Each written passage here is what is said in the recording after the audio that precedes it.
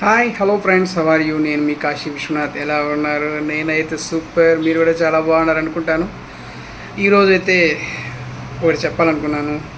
ఇంగువ, మనం ఎక్కువగా వాడేటువంటి ఇంగువ, ఎస్పెషల్లీ మన ఇండియన్స్ ఇది ఎన్నో పదార్థాల్లో వాడుతూ ఉంటారు, సాంబార్లో ముఖ్యంగా. ఎందుకంటే ఇది ఆరోగ్యానికి మంచిది, వాయువు, పిత్తము ఇలాంటి వ్యాధులన్నిటిని తగ్గిస్తుంది. సో ఈ ఇంగువ ఎలా తయారు చేస్తారు అనేది ఒక ఇంట్రెస్టింగ్ టాపిక్గా ఉంది. ఎందుకంటే చాలామందికి ఇంగువ ఎలా తయారు చేస్తారో తెలియదు. కొంతమందికి తెలిసిండొచ్చు, పాత వాళ్ళకి తెలిసిండొచ్చు. సో ఈ ఇంగువ ఎలా తయారు చేస్తారంటే, యాక్చువల్గా ఇది ఒక చెట్టు యొక్క జిగురు నుంచి వస్తుంది అన్నమాట ఇంగువ. ఎలా అంటే ఇప్పుడు మన కేరళలో అయితే రబ్బరు పాలు మారిగా ఎలా వస్తాయో అలాంటిదే ఇది కూడా. కాకపోతే ఇది హార్డ్గా అయిపోతుంది ఆరిందంటే గాలికి.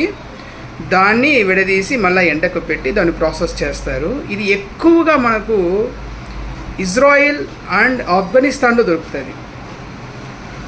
ఇప్పుడు ఇది ఒకప్పుడు మన ఇండియాలో కూడా దొరికేది, కాకపోతే దీన్ని పంటను తగ్గించారనమాట. ఎందుకని తెలియదు. కానీ ఇప్పుడు మళ్ళీ గవర్నమెంట్ దీన్ని ప్రోత్సహించి లద్దాఖ్, లాహోరు,